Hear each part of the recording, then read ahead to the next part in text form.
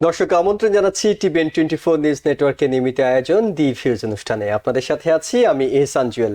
এই অনুষ্ঠানে আমরা আমেরিকার জীবনযাপনের জন্য প্রয়োজনীয় যে তথ্যগুলো দরকার, আপনার শিক্ষা, স্বাস্থ্য, চাকরি, অর্থনীতি থেকে শুরু করে বিভিন্ন বিষয়ে আপনাদেরকে একেবারে এই ঘরের মধ্যে আপনারা কিছু তথ্য পেয়ে যান। দি ভিউজ অনুষ্ঠানে আমরা প্রথমে যে বিষয়টি নিয়ে আলোচনা করব, সামনে যেহেতু সামার ভ্যাকেশন শুরু হতে যাচ্ছে, অর্থাৎ জুন থেকে সেপ্টেম্বর পর্যন্ত অনেকেই বাংলাদেশে যাবেন, বেড়াতে যাবেন, ঘুরতে যাবেন কিংবা বাংলাদেশ থেকে আসা যাওয়া করবেন। এই সময়টায় অনেকেরই চিন্তার একটা বড় বিষয় থাকে বিমানের টিকিট, অর্থাৎ বিমানের টিকিট উচ্চ দামে কিনতে হয় অনেককে। তাই কম দামে সামার ভ্যাকেশনে বাংলাদেশে যেতে বিমানের টিকিট পাবেন কিভাবে, এই বিষয়টা নিয়ে শুরুতে আলোচনা করব। আমরা আমন্ত্রণ জানিয়েছি ওয়ার্ল্ড ট্যুরস ও গ্লোবাল ট্যুরস অ্যান্ড ট্রাভেল ইনকের প্রেসিডেন্ট ও সিও মোহাম্মদ শামসুদ্দিন বশিরকে। শামসুদ্দিন বশির ভাই, আপনাকে স্বাগত জানাচ্ছি আলোচনায়। ধন্যবাদ আপনাকে। আসসালামু আলাইকুম সকল TVN24 সকল দর্শককে।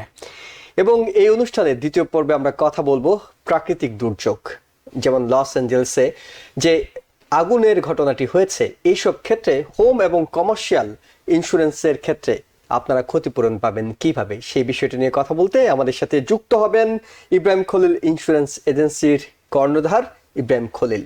আমরা সেই অনুষ্ঠানটি দেখারও আমন্ত্রণ জানিয়ে রাখলাম। এবং যারা দেখছেন এই অনুষ্ঠানটি টেলিভিশনে সরাসরি সম্প্রচার হচ্ছে, টেলিভিশনের স্ক্রিনে আমরা একটি নাম্বার দেখাচ্ছি, এই নাম্বারে টেলিফোন করে আপনি আমাদের সাথে যুক্ত হতে পারবেন। এইসব বিষয়ে যদি আপনার কোনো প্রশ্ন থাকে সেই প্রশ্নটি করতে পারবেন। TVN24 ফেসবুক পেজেও এই অনুষ্ঠানটি সরাসরি সম্প্রচার হচ্ছে, সেখানেও কমেন্টসে গিয়ে আপনি যে কোনো প্রশ্ন লিখতে পারবেন, আমরা চেষ্টা করব সেটির উত্তর খুঁজে দেওয়ার। আলোচনায় চলে যাচ্ছি, অর্থাৎ সামার ভ্যাকেশনে বাংলাদেশে যেতে কম দামে কিভাবে বিমানের টিকিট পাবেন। বাশির ভাই, সেটা হলো দর্শকরা নিশ্চয়ই আগ্রহ নিয়ে বসে আছে আপনার কাছ থেকে শোনার জন্য, যে কম দামে টিকিটের কথা শুনেই যারা যাবেন ভাবছেন, তারা ভাবছেন নিশ্চয়ই আপনার কাছে এমন কোনো কৌশল কিংবা টেকনিক, সুখবর তারা পাবেন যে কিভাবে আসলে কম দামে তারা টিকিট পাবেন, কিভাবে পাবেন। ধন্যবাদ আপনাকে।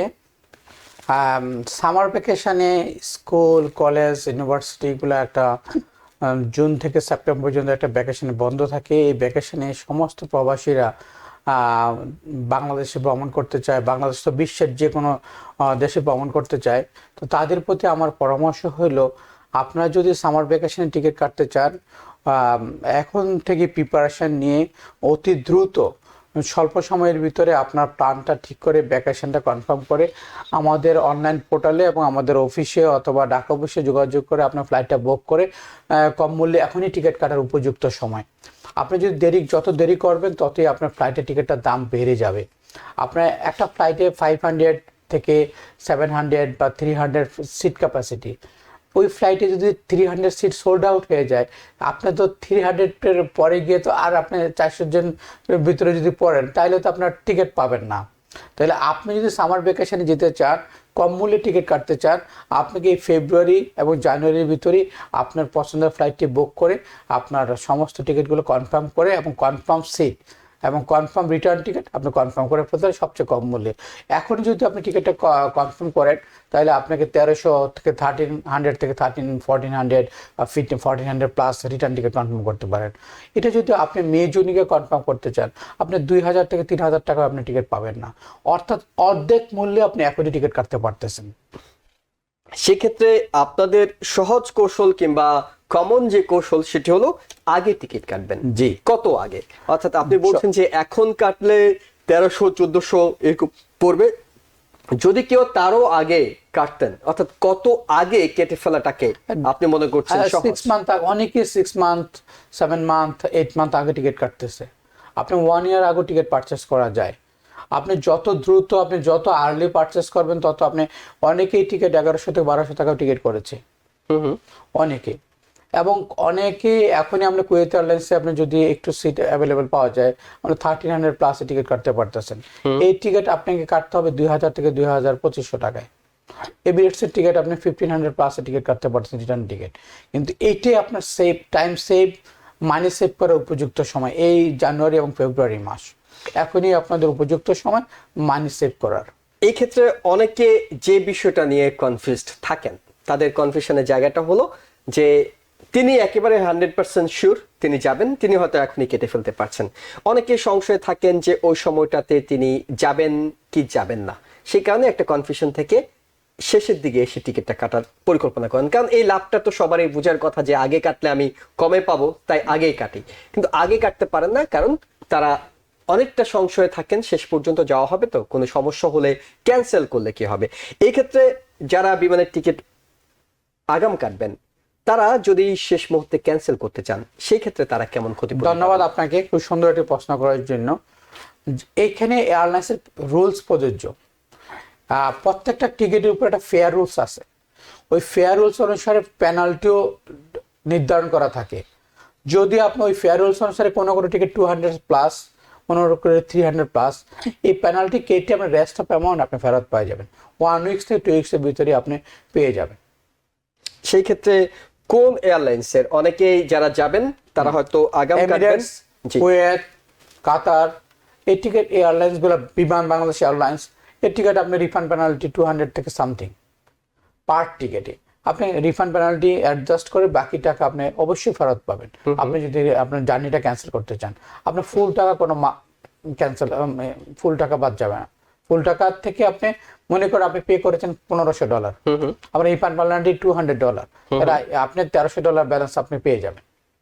সেক্ষেত্রে কি আপনি যখন টিকিট কাটছেন, অনেকেই তো অনলাইনে টিকিট কাটে, তারা হয়তো সরাসরি কথা বলার সুযোগ পায় না, তার রিফান্ডের অপশনটা সেটা দেখে নেওয়া কতটা গুরুত্বপূর্ণ? অবশ্যই গুরুত্বপূর্ণ, কারণ সাডেনলি আপনার ফ্লাইটের জার্নির আগে আপনার ফ্যামিলি প্রবলেম হইতে পারে, আপনি সিক হইতে পারেন। অবশ্যই টিকিট কাটার পূর্বে আমি সকল গ্রাহকদের এবং কাস্টমারকে পরামর্শ দেব, টিকিট কাটার পূর্বে অবশ্যই আপনি আপনার যে টিকিটটা রিফান্ডেবল কিনা, লাগেজ পলিসিটি কত হবে, আমার চাইল্ড কয় পিস লাগেজ পাবে, ইনফ্যান্ট কয়টা লাগেজ পাবে। Cathay Pacific normally 1 piece of baggage pay করতেছে। আপনি দেখলে আপনি 2 পিস লাগেজ নিয়ে গেলেন এয়ারপোর্টে, গিয়ে দেখতেছে আপনার 1 পিস লাগেজ। আমি মাস্ট রিকোয়েস্ট করব আপনাকে লাগেজ পলিসি, রিফান্ড পলিসি, আপনাকে টার্মিনাল, ট্রানজিট আওয়ার, আপনাকে চাইল্ডের মিল কনফার্ম কিনা, বাচ্চা যে বেসিনের যাদের আছে বা বেসিনের দরকার, বেসিনেরটা কনফার্ম কিনা, সব কিছু আপনি কনফার্ম করে ট্রাভেল এজেন্সির সাথে কনফার্ম করে ওভার দ্য ফোন হোক, ফিজিক্যালি গিয়ে তাদের সাথে বসে, অথবা অনলাইনে যদি আমার অনলাইনে পোর্টালে আপনি টিকিট কাটেন, অনলাইনে আপনি সব কিছু স্ক্রল করে দেখতে পাবেন, দেখে কনফার্ম করে আপনি টিকিটটা কনফার্ম করবেন। অর্থাৎ খুবই গুরুত্বপূর্ণ বেশ কিছু পয়েন্ট আপনি বলেছেন, যে অবশ্যই আপনাকে ট্রানজিট আওয়ারটাও দেখে নিতে হবে, আপনার লাগেজ পলিসিটা দেখতে হবে। কারণ আপনি হয়তো মুখস্থ আছে যে 2টো লাগেজ পাবেন 23 কেজি করে, কিন্তু যে বিমানের যেহেতু কম দামে আপনি কিনেছেন, আপনি হয়তো কাটার পর দেখলেন সেখানে 1টি লাগেজ পাচ্ছেন। অনেকে এয়ারপোর্টে গিয়ে বিষয়টা দেখে হ্যাসেলের মধ্যে পড়ে। আপনার কাছে পকেটে কোনো টাকা নাই, আপনাকে 1 লাগেজের মাল আপনি হাউ ইউ পে, এয়ারপোর্টে অন দা পে করতাম $250 দরকার, আপনার পকেটে ক্যাশ টাকাও নাই, ক্রেডিট কার্ডও নাই, আপনি বিপদে পড়ে গেছেন, আপনার মাল ফালাই আপনাকে ফ্লাইট ধরতে হচ্ছে লাগেজ বাদ দিয়ে। আর একটা প্রশ্ন হলো আপনার, যেটা ক্যাথে প্যাসিফিকে আপনাদের মিল রিকোয়েস্ট, রাইট, আর ক্যাথে প্যাসিফিকে আপনাদের মুসলিম মিল, আর যেহেতু আমার মুসলমান, আপনাকে মুসলিম মিল রিকোয়েস্ট দিতেই হবে, না হলে আপনাকে মুসলিম হালাল ফুড আপনি পাবেন না। আমি যাদের সামারি ভ্যাকেশনে বা এখন যারা ভ্রমণ করতে চান তাদেরকে আমি বলবো, অবশ্যই আপনার যারা ডায়াবেটিস, তারা ভেজিটেরিয়ান বা হিন্দু মিল চুজ করতে চান ফ্লাইটের পূর্বে, অবশ্যই আপনার মিল রিকোয়েস্টগুলো আপনি পছন্দের মতো হবে আপনি চুজ করে নেবেন। অনেক ধন্যবাদ। একজন দর্শক আছেন টেলিফোনে, দর্শক আপনার পরিচয় দিয়ে প্রশ্নটি করুন। জি হ্যালো, আসসালামু আলাইকুম। ওয়ালাইকুম আসসালাম, আমরা শুনতে পাচ্ছি, আপনার প্রশ্নটি করুন। জি, আমি ফোন করছি স্টেডেন আইল্যান্ড থেকে, কল দিছি। আমাদের তো ট্রাভেল ডকুমেন্ট আছে, ওটা দিয়ে কি হজে যাওয়া আসা করতে পারবো কিনা এটা জিজ্ঞেস করতেছি আর কি। কার্গো কি ডকুমেন্ট আছে? ট্রাভেল ট্রাভেল ডকুমেন্ট আমরা সালামের। আচ্ছা, মানে আপনি কি অ্যাসাইলাম আবেদন করেছেন? হ্যাঁ, সালাম উইন করছি, এখন গ্রিন কার্ড পেন্ডিং আছে, কিন্তু ট্রাভেল ডকুমেন্ট আছে আর কি। আচ্ছা, ট্রাভেল ডকুমেন্ট দিয়ে তিনি হজ আর ওমরা কি করতে যাচ্ছেন? হ্যাঁ হ্যাঁ হ্যাঁ হ্যাঁ, হজ নাকি ওমরা, কোনটার জন্য? ওমরা করতে পারবেন কিনা? জি, আর ধন্যবাদ আপনাকে। আপনার প্রথমত ইমিগ্রেশন লয়ারের সাথে আপনাকে ডিসকাস করে নেবেন যে আপনি ট্রাভেল করতে পারবেন কিনা। যদি আপনি ইমিগ্রেশন লয়ার আপনাকে পরামর্শ দেয় যে আপনি ট্রাভেল করতে পারবেন, তাহলে আমরা ভিসা প্রসেস করে দিয়ে আমরা ওমরা প্যাকেজ আমরা আপনাকে সুষ্ঠুভাবে সম্পাদন করে দিয়ে আমরা ওমরা সম্পূর্ণ ব্যবস্থা করে দিতে পারবো ইনশাআল্লাহ। ওনার ট্রাভেল ডকুমেন্ট আছে? ট্রাভেল ডকুমেন্ট থাকলে তো পারবেন। হ্যাঁ, ট্রাভেল ডকুমেন্ট পারবেন, কারণ তাকে তো আপনাকে লিগালি দেশ থেকে বের হওয়ার জন্য এবং ঢোকার অনুমতি দেয়া আছে সেই ট্রাভেল ডকুমেন্টে, তাই চাইলেই আপনি ওমরা করতে পারবেন। পারবেন। জি, আমরা তবে আমি যে পরামর্শটা দিব, জি। যেহেতু ওই কেসটা উইন করেছে, ওনার ইমিগ্রেশন লয়ারের সাথে উনি একটু পরামর্শ করে নেন। পরামর্শ করে দেবেন এই কারণেই, কারণ আপনি এখনো গ্রিন কার্ডটি হাতে পাননি। তাই গ্রিন কার্ড হাতে পাওয়ার আগে যাওয়াটা ঠিক হবে কিনা, যেই অ্যাটর্নি আপনাকে সহযোগিতা করেছেন এই প্রক্রিয়ায় তার সাথে একবার আলাপ করে নেওয়াটা ওনার পরামর্শ। আমি আপনার কাছে আমরা সম্পূর্ণ প্রসেস করে দিতে পারবো, কোনো সমস্যা নেই। কোনো সমস্যা নেই। ওকে, শামসুদ্দিন বশির ভাই, আপনার কাছে এরপর যেটি জানতে চাই, অনেকেই কম, অর্থাৎ আজকে টিকিট হয়তো তিনি কাটবেন, কিন্তু আজকে কাটতে গিয়ে তিনি দেখছেন এক একটা এয়ারলাইন্সে এক একটা ধরনের রেট, কোনোটাতে কম কোনোটাতে বেশি। কমে যদি যেতে চান কোন এয়ারলাইন্স গুলো তারা সেক্ষেত্রে চুজ করবেন? একটা লো সিজন, একটা হাই সিজন। হাই সিজনে বর্তমানে আমি অফার করব ওয়ান ওয়েতে আপনাকে এয়ার ইন্ডিয়া, কুয়েত, বিমান বাংলাদেশ এয়ারলাইন্স। বাংলাদেশের জন্য সবচেয়ে আনন্দের বিষয় হলো টরন্টো থেকে ঢাকা, ঢাকা টু টরন্টো সপ্তাহে 3টা ফ্লাইট অপারেট করতেছে, 3 days in a week। আমরা সেটিতে হয়তো আসবো, কিন্তু যদি কেউ নিউ ইয়র্ক থেকে জেএফকে থেকে আসা যাওয়া করতে চান সেক্ষেত্রে তাদের জন্য তাহলে আপনাকে কুয়েত এয়ারলাইন্সে, এয়ার ইন্ডিয়া এবং কাতার এয়ারলাইন্সে সবচেয়ে লোয়েস্ট ওয়ান ওয়ে ভাড়া চলতেছে। রিটার্নে আমরা ক্যাথে প্যাসিফিক এয়ারলাইন্সে সবচেয়ে লোয়েস্ট ভাড়া চলতেছে, সবচেয়ে লোয়েস্ট চলছে। এরপর যে বিশেষ বিষয়টিতে আমরা আসতে চাই সেটি হলো যে টরন্টো টু ঢাকা বাংলাদেশ বিমানের সরাসরি ফ্লাইট চালু হয়েছে। অনেকে এই সুযোগটা নিতে চান। এই সুযোগটা যদি নেওয়া হয় তাহলে জেএফকে থেকে ঢাকা যাওয়ার পরিবর্তে টরন্টো হয়ে যাওয়াটা কতটা ফিজিবল কিংবা কতটা সুবিধা তৈরি করবে? ধন্যবাদ আপনাকে, খুব সুন্দর একটি প্রশ্ন। বাফেলো যারা অবস্থান করতেছে, বাফেলোতে টরন্টো ডিস্টেন্স খুবই কম। বাফেলো থেকে ড্রাইভ করে টরন্টোতে গিয়ে তারা টরন্টো থেকে ডাইরেক্ট ফ্লাইট ঢাকা যেতে পারতেছে, এবং ঢাকা থেকে আবার টরন্টো এসে তারা বাফেলো চলে যাচ্ছে। আমরা এখান থেকেও যদি আমাদের জেএফকে এয়ারপোর্টে আমাদের 40 মিনিট লাগতেছে, বাফেলো থেকে টরন্টো এয়ারপোর্টে বসতে 30 মিনিট 40 মিনিট আপনাকে প্রয়োজন। আপনি কম মূল্যে স্বদেশি বিমানে স্বদেশে আপনি যেতে পারতেছেন, এবং ডাইরেক্ট ফ্লাইটে টরন্টো থেকে ফ্লাইট ইস্তাম্বুলে আপনাকে 1.5 ঘন্টা 1 ঘন্টার একটা স্টপ অফার নিবে, ফুয়েল নিবে, নিয়ে ঢাকায় চলে যাবে। আবার Dhaka to Toronto, Toronto to Dhaka আপনি চলে আসতে পারতেছেন। আপনার বিমানের সবচেয়ে কম মূল্যে সামারের টিকিটগুলো আপনি বিমানে আপনি নিতে পারতেছেন। সেক্ষেত্রে একটা যদি আমরা খরচের হিসেব আপনার কাছ থেকে নিই, যিনি বাফেলোতে থাকতেন, যিনি জেএফকে হয়ে আসা যাওয়া করার পরিকল্পনা করছিলেন, তার খরচটা কেমন পড়তো, আর এখন যদি তিনি টরন্টো হয়ে ঢাকা আসা যাওয়া করেন তার খরচটা কেমন পড়বে? সেটা হলো আপনাকে 1400 প্লাস মাইনাস আপনাকে সামারে। এখন যদি আপনাকে অনেক সময় one way ticket 500 something plus minus, plus return ticket আপনাকে 900 প্লাস মাইনাসের ভিতরে, আপনাকে 900 থেকে 1200 এর ভিতরে বিমানের টিকিট আপনি আসা যাওয়া করতে।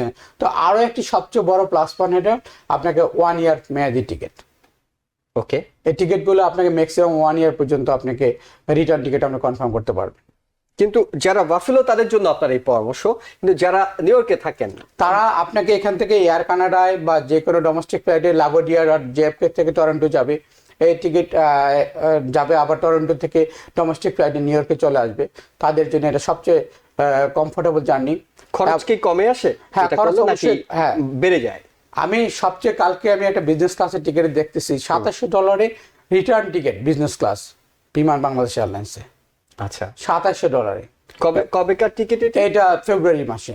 আপনি অন্যান্য এয়ারলাইন্সে জেএফকে বিজনেস ক্লাসের টিকিট $4000-5000 আপনি পাবেন না।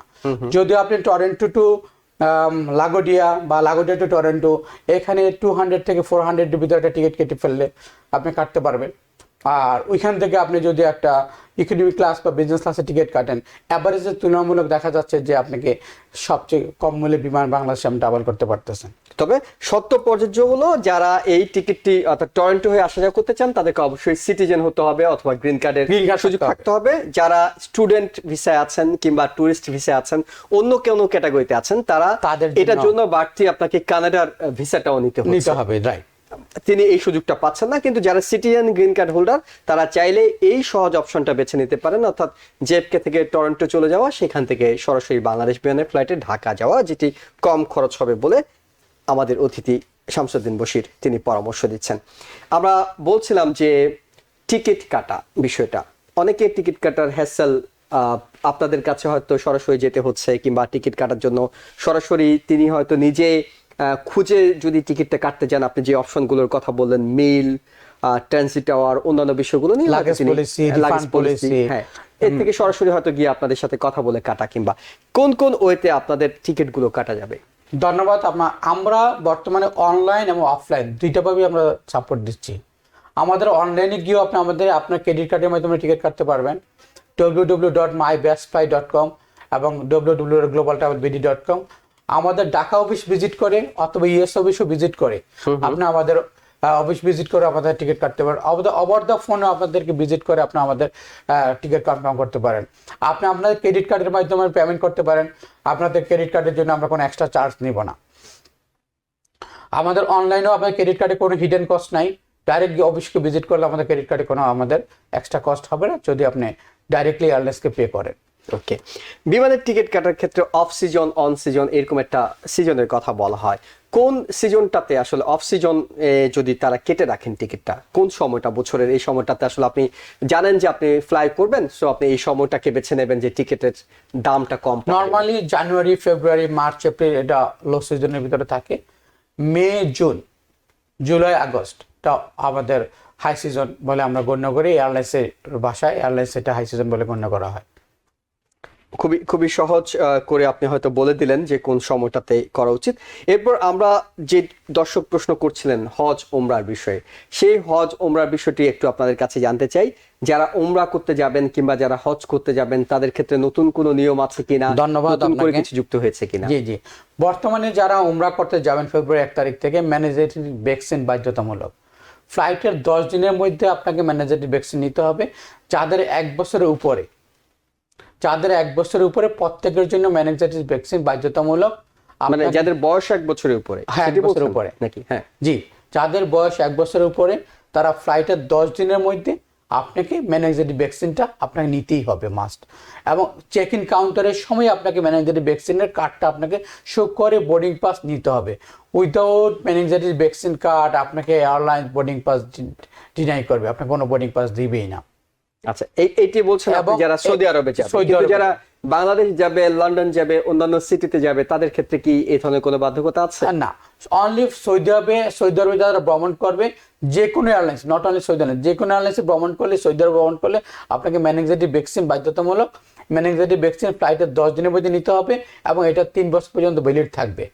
নাম্বার 2, আপনি ইউরোপে ভ্রমণ করতে হলে, রিসেন্টলি লন্ডনে ভ্রমণ করতে হলে ইটিএ কম্পালসারি করে বলছে।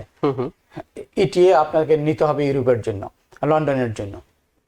সেক্ষেত্রে আপনারা কি ধরনের সহযোগিতা করে থাকেন ইটি এর ক্ষেত্রে? হ্যাঁ, ইটিএ আমরা অবশ্যই আমাদের প্যাসেঞ্জারদের জন্য আমরা ইটিএ আমরা নিজের এই অফিস থেকে ব্যবস্থা করে দিচ্ছি। ব্যবস্থা করে দিচ্ছেন, খুবই ভালো একটা সুবিধা। আরেকটি তথ্য দর্শক আপনাদের জানিয়ে রাখি, যেটি শামসুদ্দিন বশির বলছিলেন যে আপনার চেক ইনের সময় আপনার এই ভ্যাকসিন দেওয়া আছে কিনা সেটি আপনাকে যাচাই করা নিয়ে যেতে হবে। হবে শুধু ভ্যাকসিন দিলেই হবে না, ভ্যাকসিনের কার্ড অ্যাজ এ পাসপোর্টের সাথে আপনাকে অ্যাটাচ করে রাখতে হবে। এবং সবচেয়ে বড় কথা হলো যে আপনার চেক ইন যদি কোনোভাবে এই ভুলটা হয়েও যায়, আপনি সৌদি আরবে প্রবেশ করতে পারবেন না। সৌদি আরবে ঢোকার সময় অবশ্যই আপনাকে এই কার্ডটা দেখাতেই হবে। এবং যারা টিকা দেননি, ভ্যাকসিন দেননি, ফেব্রুয়ারি 1 তারিখ থেকে এটি কার্যকর করা হচ্ছে, তারা এর মধ্যেই ভ্যাকসিনটি নিয়ে নেন এবং আপনার পিসিবির সাথে যোগাযোগ করলেই তিনি আপনাকে এই ভ্যাকসিনটা দেওয়ার ব্যবস্থা করে দিতে পারবেন। আরেকজন দর্শক আছেন টেলিফোনে, আপনার টেলিফোনটিও নিতে চাই। দর্শক আমরা শুনতে পাচ্ছি, আপনি প্রশ্নটি করুন। হ্যালো, আসসালামু আলাইকুম। ওয়ালাইকুম আসসালাম, প্রশ্নটি করুন। ভাই আমার প্রশ্ন হইলো জল ভাই, যে ওই অনেক সময় টিকিট আপনার সেলে দেয়, এটা কোন সময় দেয়, কিভাবে দেয়, আমরা কি জানতে পারি? মানে কম দামে কখন পাওয়া যায় এটি জানতে চাচ্ছেন, এই তো? জি জি জি হ্যাঁ, ধন্যবাদ আপনাকে, খুব সুন্দর একটি প্রশ্ন করছেন। এটা কোন পিরিয়ডের জন্য, আমাদের লো সিজন বা হাই সিজন? হাই সিজনে যদি ট্রাভেল করতে চান আপনি, হাই সিজন বলতে আমরা normally June, July, August, September 4টা মাসকে আমরা করি এবং ডিসেম্বর মাসকে।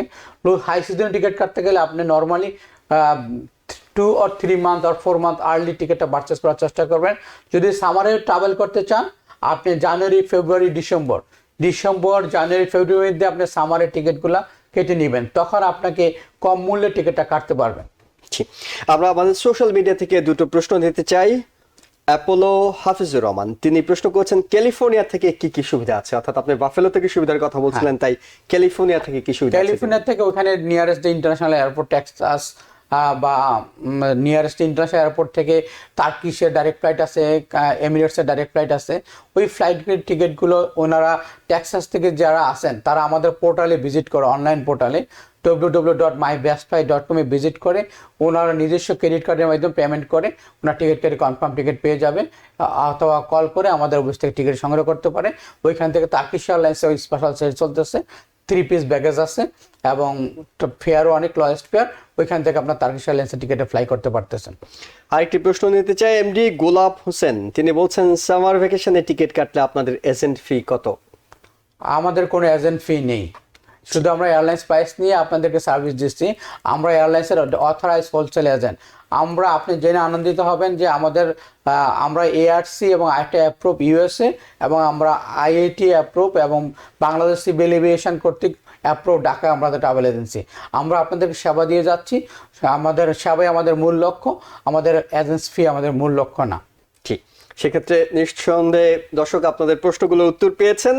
ওনাদের কোনো এজেন্ট ফি নেই, অর্থাৎ যেটি ট্রাভেল এজেন্টের দাম সেটি আপনারা পাবেন, সেই দামে পাবেন। এবং কম দামে টিকিট কাটতে হলে অবশ্যই আগে কেটে ফেলার পরামর্শ দিচ্ছেন, কারণ জুন থেকেই কিন্তু সামার ভ্যাকেশন শুরু হয়ে যাবে এবং যারা ভাবছেন যে যাবেন তারা এখনই টিকিট কাটার একটা ভালো সময় বলে আমাদের অতিথি আপনাদের জানাচ্ছেন।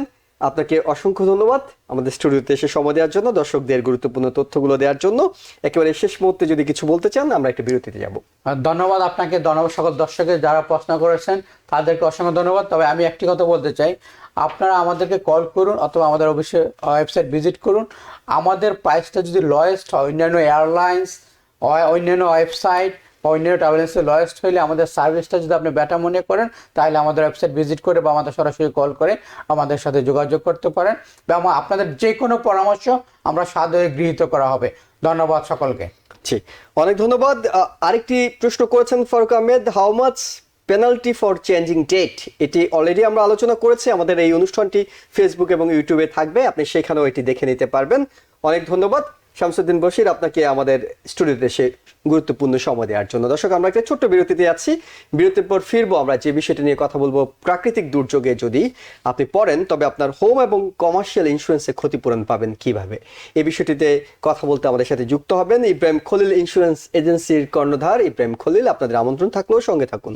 দর্শক, আবারও স্বাগত দি ভিউজ অনুষ্ঠানে, আপনাদের সাথে আছি আমি ইহসান জুয়েল। এই পর্যায়ে আমরা কথা বলবো প্রাকৃতিক দুর্যোগে আপনার বাড়ি কিংবা কমার্শিয়াল প্রপার্টি যদি ক্ষতিগ্রস্ত হয় তবে আপনি ইন্স্যুরেন্সে ক্ষতিপূরণ পাবেন কিভাবে। এটি খুবই অনেকে দুশ্চিন্তার বিষয় হয়ে থাকে, কারণ আপনি হয়তো একটু হোম কিংবা কমার্শিয়াল প্রপার্টির মালিক এবং আপনি জানেন যে নানা কারণে এটি ক্ষয়ক্ষতির মুখোমুখি হতে পারে, এবং এই ক্ষয়ক্ষতির মধ্যে একটা ক্ষয়ক্ষতি আছে প্রাকৃতিক দুর্যোগ, যেটির কেস স্টাডি হিসেবে সাম্প্রতিক লস অ্যাঞ্জেলসে যে আগুনটি হয়েছে আমরা সেটি নিয়ে কথা বলবো। এবং একই সাথে এই বিষয়টি নিয়ে কথা বলতে আমরা আমন্ত্রণ জানিয়েছি ফার্মার্স ইন্স্যুরেন্স এজেন্সির এজেন্ট এবং ইব্রাহিম খলিল ইন্স্যুরেন্স এজেন্সির কর্ণধার ইব্রাহিম খলিল। ইব্রাহিম খলিল, আপনাকে স্বাগত জানাচ্ছি। এবং দর্শক যারা দেখছেন, আপনারা যদি এই বিষয়ে কোনো প্রশ্ন থাকে, অর্থাৎ আপনার হোম এবং কমার্শিয়াল প্রপার্টিজের ইন্স্যুরেন্স নিয়ে কোনো প্রশ্ন করতে চান, আমাদের টেলিভিশনের স্ক্রিনে দেখানো নাম্বারে টেলিফোন করে আপনি যোগ দিতে পারবেন। অনুষ্ঠানটি ফেসবুক পেজে হচ্ছে, টিভিএন 24 এর ফেসবুক পেজে লাইভ হচ্ছে, সেখানেও আপনি প্রশ্ন করতে পারবেন। আমরা চেষ্টা করবো আপনার প্রশ্ন উত্তর খুঁজে দেওয়ার। ইব্রাহিম খলিল, আপনাকে আবারও স্বাগত। আমরা যেটি আপনার কাছে জানতে চাই সেটি হলো লস অ্যাঞ্জেলসের ঘটনাটিকে সামনে রেখে যদি আমরা আলোচনাটাকে এগিয়ে নিতে চাই, সেটি হলো যে যখন এই ধরনের একটা প্রাকৃতিক দুর্যোগ কিংবা প্রাকৃতিক কোনো ঘটনায় আগুন লেগে ঘর, কমার্শিয়াল প্রপার্টি সেগুলো সব পুড়ে যায়, বিনষ্ট হয়, তখন ইন্স্যুরেন্স কোম্পানিগুলো ক্ষতিপূরণ দেয় কি? আসসালামু আলাইকুম জুয়েল ভাই, ধন্যবাদ আপনাকে এবং টিভিএন 24 ফ্যামিলিকে ধন্যবাদ আজকে আমাদেরকে আবার আপনাদের অনুষ্ঠানে ইনভাইট করার জন্য। আসলে অফকোর্স আমরা অনেক সময় একটু চিন্তিত হয়ে যাই, যেমন রিসেন্টলি লস অ্যাঞ্জেলস, কিছুদিন আগে ফ্লোরিডা, এবং 2002 সালে আমাদের বাফলোতে যখন বড় একটা ঝড় আসে, যেমন বেশ কয়েকটা হ্যারিকেন হয়ে গেল আমাদের ফ্লোরিডাতে, আর রিসেন্টলি অনেক এখনো জ্বলতেছে, আপনারা দেখছেন লস অ্যাঞ্জেলসে। তো যখন এরকম পরিস্থিতি হয়, দেখা গেল হাজার হাজার বাড়ি একসাথে পুড়ে যাচ্ছে, অনেকেই মনে করে এরকম পরিস্থিতি যদি হয় তাহলে কি আমাদের ইন্স্যুরেন্সের আমরা ক্ষতিপূরণ পাবো কিনা। আর অনেকেই এখন নিউজ দেখতেছে সবসময় চেষ্টা করার জন্য, জানার জন্য যে এত বড় বড় বিল্ডিং ছিল, এত দামি দামি ম্যানশন ছিল স্পেশালি সেলিব্রিটিদের, এইসব এত টাকার বাড়ি ক্ষতিপূরণকে আসলে কি ইন্স্যুরেন্স কোম্পানি দেয় কিনা?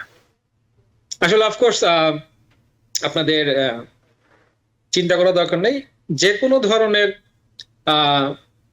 এক্সক্লুশন যদি আপনার না থাকে আপনার ইন্স্যুরেন্সে, কারণ আমরা সবসময় চেষ্টা করি ইন্স্যুরেন্সটা সবসময় কমে নেওয়ার জন্য। এই জন্য আমরা অনেক সিচুয়েশন বা কাভারেজ ইন্স্যুরেন্স থেকে বাতিল করে দেই। যেমন অনেকটা আমাদের গাড়ি ইন্স্যুরেন্স আমরা অনেক সময় বলে থাকি ফুল কাভারেজ অথবা লায়াবিলিটি, এরকম বিষয় কিন্তু বাড়ির ক্ষেত্রেও আছে। তা আপনার যদি বাড়িতে এরকম কোন এক্সক্লুশন না করে থাকেন, তাহলে এরকম ঝড় হলেও অসুবিধা নেই, আপনি আপনার ইন্স্যুরেন্সে আপনার ক্ষতিপূরণ পাবেন। ওকে, তার মানে আপনি বলছিলেন কিছু অপশন আছে, অর্থাৎ আপনি ইন্স্যুরেন্স নেওয়ার সময় যখন হোম ইন্স্যুরেন্স নিচ্ছেন কিছু অপশন আছে, সেগুলো আমরা একটু জানতে চাই যে কোন ক্ষেত্রে আপনি ফুল কাভারেজ পাবেন আবার কোন ক্ষেত্রে ফুল কাভারেজ পাচ্ছেন না। আসলে বাড়ির ক্ষেত্রে এরকম ফুল কাভারেজ বলে তেমন একটা কোনো কথা নেই। আবার ইন্স্যুরেন্স বাড়ির ক্ষেত্রে কয়েক ধরনের হয়ে থাকে। রাইট। আমরা নর্মালি যেটা করে থাকি হোমওনার ইন্স্যুরেন্স, বিশেষ করে আমাদের যেসব এরিয়াতে এরকম বড় কোনো ঝড় থাকে না, তখন আমরা শুধুমাত্র ন্যাচারাল ডিজাস্টার বলতে এই যে ঝড়, উইন্ড, এগুলোকে বোঝাই থাকি, এবং যে কোনো ধরনের ফায়ার। কিন্তু দেখা গেল ক্যালিফোর্নিয়াতে আপনি হোমওনার ইন্স্যুরেন্স কিনেছেন, ওখানে আর্থকোয়েকের জন্য আলাদা কভারেজ থাকে। আপনি যদি আর্থকোয়েকটা না নেন, তাহলে কিন্তু আপনার রেগুলার ইন্স্যুরেন্স আপনাকে কভার করবে না। ওকে। সিমিলার ফ্লোরিডাতে আপনি হোমওনার ইন্স্যুরেন্স কিনেছেন, বাট আপনি ফ্লাড ইন্স্যুরেন্স নেননি, এবং আপনার ফ্লাডের কারণে আপনার বাসাটা ড্যামেজ হয়ে গেছে, তখন কিন্তু আপনি আবার বাসার ইন্স্যুরেন্সের কভারেজ পাচ্ছেন না। নিউ ইয়র্ক সিটিতে হারিকেনের কভারেজ আছে, আপনি হারিকেনের কভারেজ নেননি, কোনো কারণে হারিকেনের জন্য আপনার ড্যামেজ হলো, তখন কিন্তু আপনি আবার পাচ্ছেন না কভারেজ। তারপরে যারা নিউ ইয়র্ক সিটিতে সমুদ্রের পাড়ে থাকেন, lower Manhattan, city island, long island, এখানে যদি আপনি আপনার বাসাগুলো থাকে এবং ফর সাম রিজন আপনি ফ্লাড ইন্স্যুরেন্স নেননি, শুধু হোমওনার ইন্স্যুরেন্সটা নিয়েছেন, কিন্তু দেখা গেল যে কোনো একটা ফ্লাড এসে আপনার বাসার মেজর ড্যামেজ করে দিয়ে গেছে, তখন কিন্তু আপনার হোমওনার ইন্স্যুরেন্স এই ফ্লাড এর কভারেজটা আপনাকে দিচ্ছে না। তো আসলে এটা টোটাল ডিপেন্ড করবে ইন্স্যুরেন্স নেওয়ার সময় আপনার এজেন্টের সাথে কথা বলে। স্পেশালি যারা আমরা নিউ ইয়র্কে আছি, আমাদের নিউ ইয়র্কের রিজনটা সম্পর্কে আমাদের একটা ধারণা আছে। তো যখন ইন্স্যুরেন্সটা দেওয়া হয়, তখন আমরা বলতে পারি যে আপনি এই এরিয়াতে থাকেন, আমরা দেখেছি এই এরিয়াতে এই ধরনের ক্লেম গুলা হয়ে থাকে, বা হিস্টোরিক্যালি কোনো একটা সময় হয়েছিল, তাহলে আপনার এই কভারেজটা নেওয়া উচিত, কারণ যেহেতু একবার হয়েছে আগামীতে আবার হতে পারে। আবার ফ্লাড ইন্স্যুরেন্সের জন্য ফ্লাড জোনও আছে। আপনি যদি সামহাও ফ্লাড ম্যাপে আপনার বাড়িটি পড়ে যায় এবং আপনার যদি বাসায় মর্গেজ থাকে, তখন কিন্তু আপনার মর্গেজ কোম্পানি ফ্লাড ইন্স্যুরেন্স আপনাকে নিতেই বলবে। আপনার 60, 70 বা 100 ইয়ার্স এগো আপনার ফ্লাড হয়েছে, বাট এরপরে কখনোই হয়নি, কিন্তু আপনি ফ্লাড ম্যাপের ভিতরে পড়ে গেছেন, জোনের ভিতরে পড়ে গেছেন, আপনার মর্গেজ কোম্পানি আপনাকে ফ্লাড ইন্স্যুরেন্স না নিলে আপনার বাড়িটি ক্লোজ করতে দেবে না। মানে এটা তো এরকম ম্যান্ডেটরি অনেক করে কিছু দেবে, আছে। তখন ম্যান্ডেটরি থাকবে। হ্যাঁ, যেহেতু একবার হয়েছে, আপনি এখনো জোনে আছেন, মেবি নিয়ার ফিউচার হতেও পারে। যেমন ফ্লোরিডাতে এই আমরা দেখেছি গত সপ্তাহে স্নো হয়েছে, তো দেখা গেল আপনার প্রায় 1969 এর সময় স্নো হয়েছিল, এরপর আর কখনো হয়নি। এখন যার জন্য ওখানে এত গরম পড়ে, কখনোই তাদের পানির লাইনে হয়তো কাভারেজটা নেওয়া হয়নি। এখন এত ঠান্ডা পড়েছে, ওখানে পানির লাইন গুলো ফ্রোজ হয়ে গেছে, কিন্তু আপনার দেখা গেল এই কাভারেজটা নেই, তখন কিন্তু আপনার ইন্স্যুরেন্স কোম্পানি আপনার কাভারেজটা দিচ্ছে না। ওকে। তো আসলে এরকম অনেক কিছু ছোটখাটো বিষয় থাকতে পারে, অনেক এক্সক্লুশন থাকতে পারে। তবে আমাদের কমিউনিটিতে আমরা সবসময় যেটা দেখি, আমরা সবসময় চেষ্টা করি কম্পেয়ার করতে, যে আসলে আমি কত দিচ্ছি, আপনি আমাকে কত অফার করতেছেন, বাট এখানে উনি কাভারেজটা খেয়াল করতেছে না, ওনার কি কি এক্সক্লুশন আছে এটা খেয়াল করতেছে না। তো এইগুলো আসলে ঠিক না। আপনাকে সবসময় চেষ্টা করতে হবে অ্যাপেল টু অ্যাপেল কম্পেয়ার করার জন্য।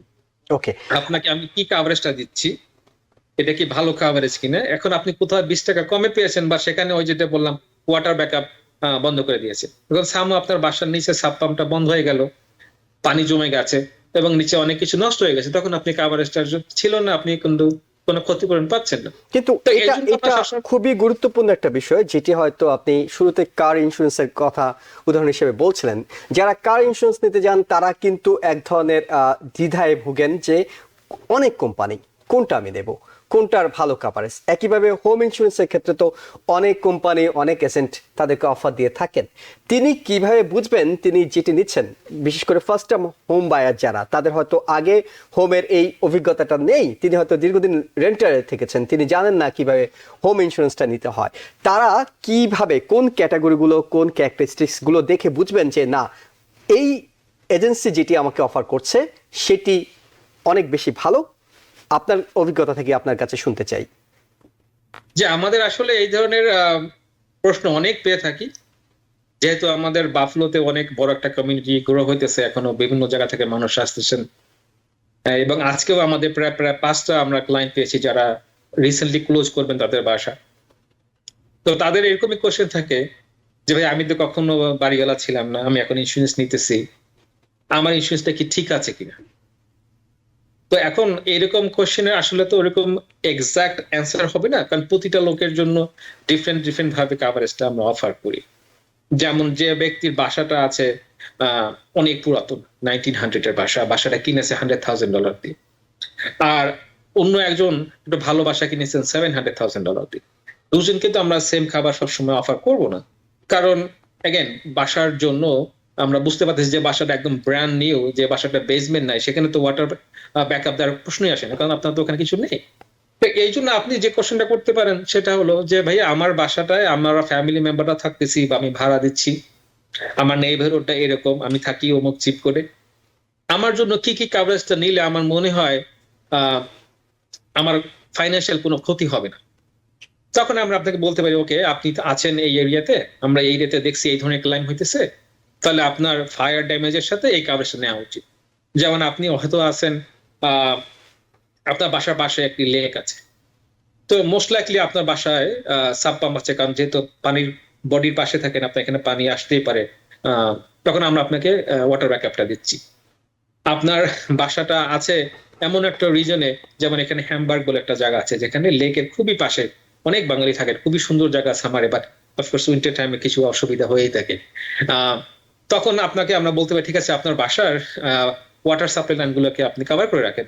কখনো যদি আপনার কোনো কারণে বাসার হিটিং সিস্টেম বন্ধ হয়ে যায় 2 দিনের জন্য, কিন্তু অনেক বেশি ঠান্ডা হচ্ছে, তখন কিন্তু লাইনগুলো ফ্রোজ হয়ে যেতে পারে, তখন আপনার এই কভারেজটা থাকবে। তো এটা টোটালি আসলে ডিপেন্ড করবে ক্লায়েন্ট এবং তাদের প্রপার্টি অ্যাড্রেসের উপরে। জি, অনেক ধন্যবাদ আপনাকে। আমরা একটু আপনার কাছে জানতে চাই হোম ওনার ইন্স্যুরেন্স কিংবা ল্যান্ডলর্ড ইন্স্যুরেন্স এবং রেন্টাল ইন্স্যুরেন্স, এগুলোর মধ্যে পার্থক্যগুলো কি আসলে? একদম আকাশ পাতাল পার্থক্য এই 3টা কাভারেজের ভিতরে। সব থেকে প্রথম যেটা আমি বলবো রেন্টাল কাভারেজ, যেটাকে বলে রেন্টার বা টেন্যান্ট, সেটা হলো আপনি যখন একটা অ্যাপার্টমেন্টে ভাড়া থাকেন, বাড়ি আপনার না, কিন্তু বাড়ির ভিতরে জিনিসপত্র আপনার, তখন আপনি যেটা করতেছেন $10 to $15 পার মান্থে আপনি কাভারেজ নিতে পারতেছেন। তখন আপনার ভিতরের আসবাবপত্র, টিভি, ফ্রিজ সবকিছু কাভারেজ আপনি পাচ্ছেন। হয়তো আপনি বললেন আমার বাসায় জিনিসপত্র আছে $50,000 আর আমার ভাড়া আছে $2,000, তো তখন আমরা কি করি, আপনাকে $50,000 কাভারেজ দিলাম ভিতরে, আর ভাড়া আছে 2,000, তো আমরা 1 বছরে লাগতে পারে 24,000, আমরা $24,000 একটা কাভারেজ দিই। এতে কি হবে, যদি টুমরো আপনার এই বাসাতে কখনো ফায়ার হয়, তখন বাড়িওয়ালা তো টাকা পাচ্ছে ইন্স্যুরেন্স কোম্পানি থেকে বাড়ির জন্য, কিন্তু আপনি এজ এ টেন্যান্ট ওখানে কিন্তু আপনার কোনো কাভারেজ নেই। কিন্তু আপনার এই $10 যে কাভারেজ আপনাকে আমরা দিচ্ছি, এটাতে আমরা আপনার বাসার $50,000 আসবাবপত্র যখন আপনার ভ্যালুয়েশনটা আসলো, ওইভাবে 50,000 আপ টু 50,000 অথবা আপনার বাসার ভিতরে যা আছে এইভাবে কাভারেজটা দেওয়া হলো, এবং আপনার আরো 1 বছরের কাভারেজ আছে রেন্টালের জন্য। তো বাসায় আপনি 5 মাস থাকতে পারেন, আপনাকে আমরা $2,000 করে $10,000 দিচ্ছি। এটা হলো আপনার রেন্টাল পলিসি। এখানে আর একটা অংশও থাকে লাইবিলিটি। আমাদের সিটিতে অনেক ছোট বাসা, কিন্তু দেখা গেলো আমরা দাওয়াত দিয়ে মানুষ এনেছি, এখন সামহাও আমাদের একটা গেস্ট কোথাও পড়ে যে ব্যথা পেয়েছে, সে কিন্তু চাইলে আমাদেরকে সু করতে পারতেছে, কারণ আমাদের বাসাটার হয়তো কোনো একটা ডিফেক্টের জন্য সে ব্যথা পেয়েছে। তখন এই যে $100,000 আছে, এইটা থেকে তাকে কাভারেজ করা হচ্ছে। তো অ্যাগেন যখন বাসাটা আপনার না, আপনি এজ এ ভাড়াটিয়া থাকেন, এবং আপনি কাভারেজ নিচ্ছেন শুধুমাত্র আপনার জিনিসপত্রের জন্য, এইটার নাম হলো রেন্টার পলিসি।